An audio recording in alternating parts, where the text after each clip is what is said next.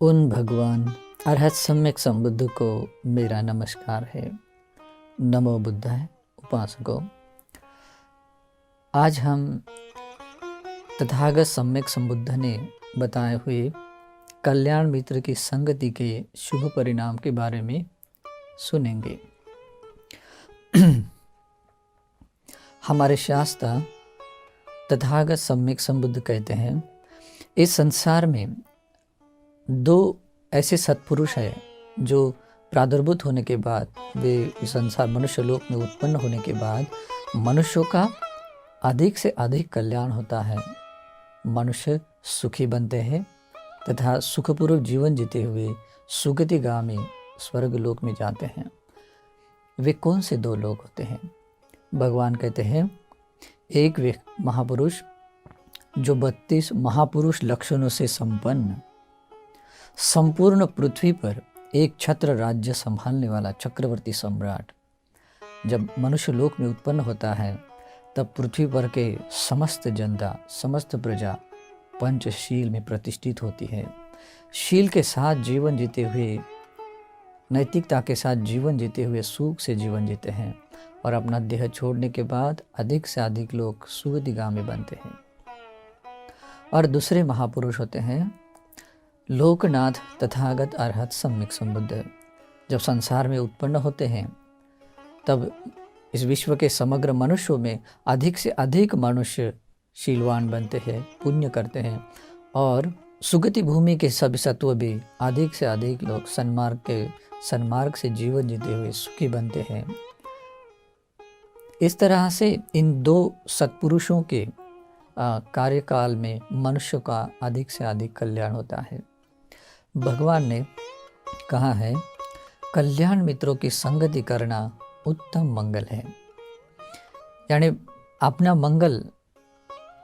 मंगल की शुरुआत ही होती है कल्याण मित्रों की संगति से, क्योंकि कल्याण का रास्ता कल्याण मित्रों की संगति से ही आरंभ होता है। ऐसा कभी नहीं होता कि असत्पुरुष जो पाप मित्र है वो कभी कल्याण का रास्ता बताएं। सामान्य रूप से कल्याण मित्र को तभी हम पहचान सकते हैं जब हम उनकी संगति करते हैं, या जब कभी वो मित्र अपने वाणी से बोलता है। बोलने से ही उस व्यक्ति के श्रेष्ठत्व या उनकी कल्याण मित्रता समझ में आती है। हमारे शास्त्र ने जब धर्म चक्र प्रवर्तन किया और उस धर्म चक्र प्रवर्तन से अनेक कोटि सत्वों को धर्म का लाभ हुआ, वे निब्बाण मार्ग पर आरूढ़ बने। कुछ लोगों ने निब्बाण प्राप्त किया। तो ऐसे अनेक कोटि लोगों का कल्याण होते हुए देखकर एक दिन आनंद भंते ने सोचा कि कल्याण मित्र का मिलना कितना लाभदायी है। कल्याण मित्र का मिलना मानो विमुक्ति का आधा मार्ग मिलने जैसा ही है। तो इस विचार को भगवान के सामने प्रकट करने के लिए भगवान के पास जाते हैं और अभिवादन कर कहते हैं, भगवान, कल्याण मित्र का मिलना तो मानो आधा विमुक्ति का मार्ग मिलने जैसा ही मुझे प्रतीत होता है। तब भगवान कहते हैं, आनंद, ऐसा मत कहो, क्योंकि कल्याण मित्र का मिलना ही परिपूर्ण सद्धर्म यानी परिपूर्ण विमुक्ति के मार्ग को मिलने जैसा ही होता है। क्योंकि कल्याण मित्र की संगति पाने से ही यह आशा की जा सकती है कि उस व्यक्ति को परिपूर्ण आर्य अष्टांगिक मार्ग मिल जाए। जिस व्यक्ति को कल्याण मित्र नहीं है, उस व्यक्ति को परिपूर्ण यह आर्य अष्टांगिक मार्ग मिले, ऐसा नहीं होता। कल्याण मित्र तो द्वार है, धर्म के रास्ते पर चलने का पहला कदम है। और इसीलिए भगवान बुद्ध कहते हैं, कल्याण मित्र की संगति करने वाला, कल्याण मित्र की सहायता पाने वाला व्यक्ति ही इस धर्म मार्ग को परिपूर्ण रूप में पाता है। भगवान कहते हैं, आनंद, मुझ कल्याण मित्र के पास ही सत्व आकर जो जन्म लेने के स्वभाव का सत्व है वो जन्म लेने के स्वभाव से मुक्त होता है। जो बूढ़ा होने के स्वभाव का सत्व है वो बूढ़ापा से मुक्त होता है। जो रोगी होने के स्वभाव का सत्व है वो अपने रोगी होने के स्वभाव से मुक्त होता है। जो बार बार मरने के स्वभाव का है उस स्वभाव परंपरा से मुक्त होता है जब वो मुझ कल्याण मित्र की संगति करता है। इसलिए भी ये कहा जा सकता है कि कल्याण मित्र का मिलना ही इस धर्म विमुक्ति का परिपूर्ण मार्ग मिलने का ही एक संकेत होता है। भगवान इसको एक उपमा के द्वारा कहते हैं। जैसे सुबह सूरज उगने के समय में आकाश में ललाई छा जाती है तो वह सूरज उगने का पूर्व संकेत होता है। तो भगवान कहते हैं उसी प्रकार जिस व्यक्ति को कल्याण मित्र मिलता है, कल्याण मित्र की संगति मिलती है, तो वह पूर्व संकेत होता है निब्बान मार्ग परिपूर्ण रूप में मिलने का, ये पूर्व संकेत होता है। तो इसीलिए भी भगवान बुद्ध कहते हैं कि कल्याण मित्र की संगति पाना उत्तम मंगल है। सामान्य रूप से लोग जो बहुत मीठी बात करता है या ऊपर ऊपर से लगता है कि ये मेरा कितना हितैषी है, उसको भी कल्याण मित्र मानते हैं। लेकिन कभी कभी मीठी बात बोलने वाला व्यक्ति भी पाप मित्र बन सकता है। ऐसा जरूरी नहीं है कि वह व्यक्ति मीठी ही बात बोले। कभी कभी कल्याण मित्र तो इस प्रकार से भी होते हैं कि कोई व्यक्ति गलत रास्ते से जाता हो तो वह कल्याण मित्र कभी रुक्ष वचनों का भी उपयोग करता है,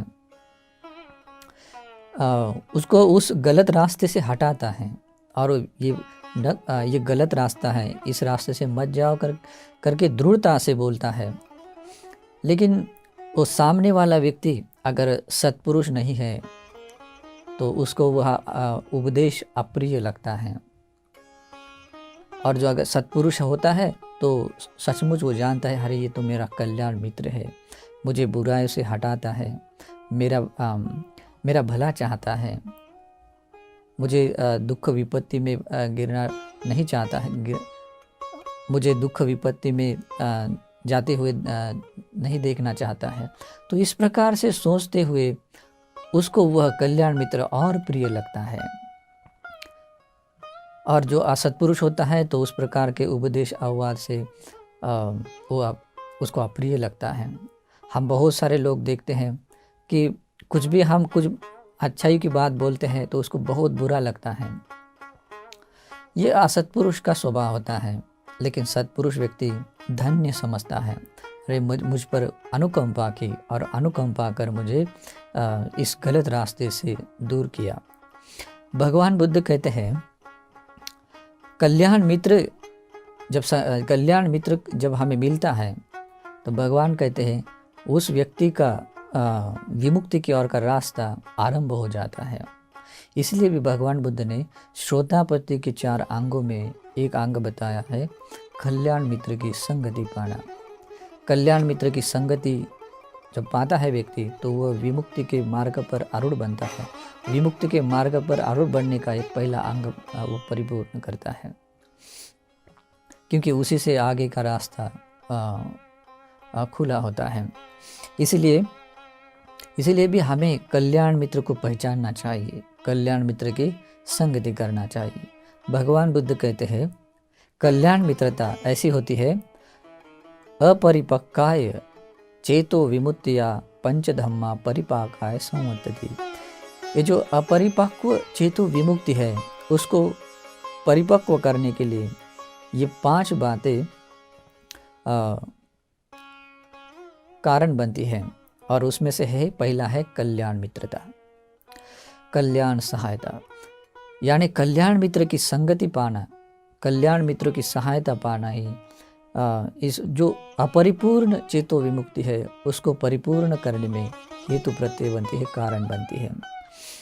कल्याण मित्र की संगति करने वाला व्यक्ति ही शीलवान होता है, क्योंकि कल्याण मित्र की संगति वाले व्यक्ति से ही आशा की जा सकती है कि वह शीलवान बने या शीलवान हो सके, क्योंकि पापी मित्र से कभी भी व्यक्ति शीलवान नहीं बनता। भगवान बुद्ध कहते हैं कल्याण मित्र की संगति से ही जो सत्पुरुषों के जो संवाद करने का स्वभाव होता है, उस प्रकार के उसकी वाणी बनती, सम्यक वाणी बनती है।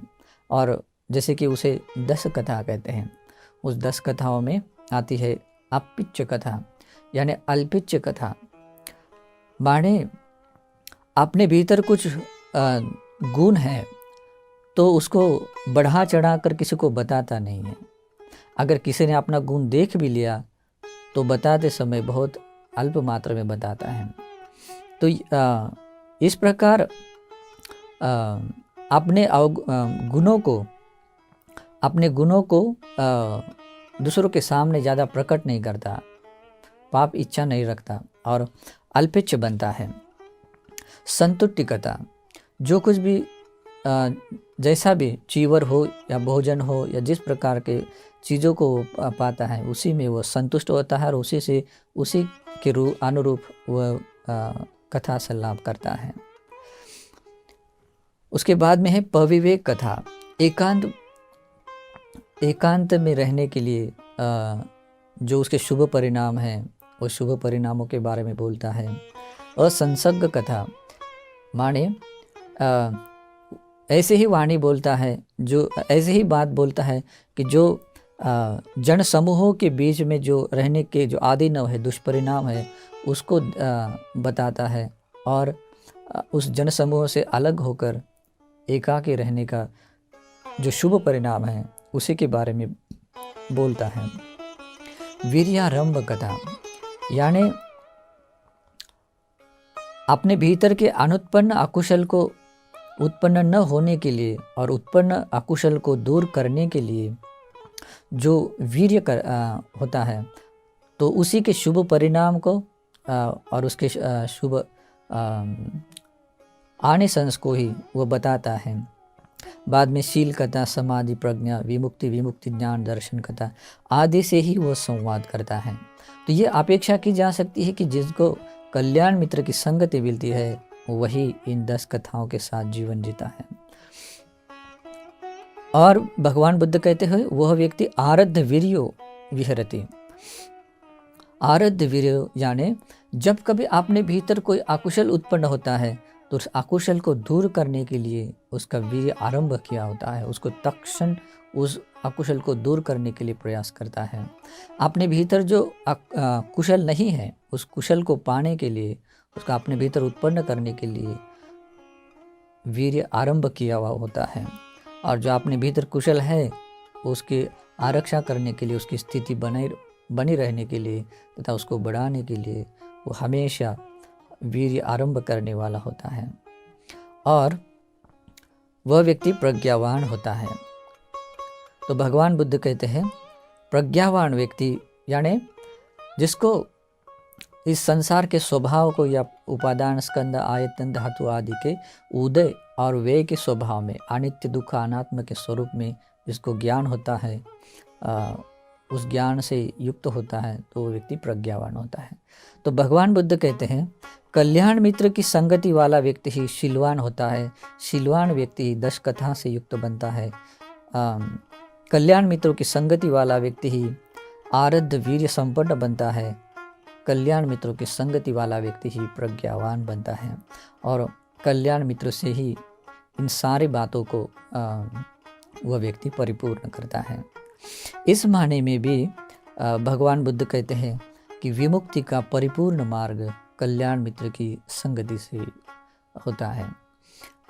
अगर हमने कल्याण मित्रों को अगर हम पहचान नहीं पाएंगे तो इतना हमारा कभी सौभाग्य भी होता है कि हमें धर्म का अवबोध भी हो और धर्म का अवबोध हम संसार दुखों से मुक्त भी होने का सौभाग्य हो, लेकिन कल्याण मित्र की हमने अगर संगति नहीं की तो उतना सौभाग्य भी हमारे हाथ से छूट सकता है, क्योंकि हमारा सौभाग्य भी बनता है कल्याण मित्र की संगति से ही।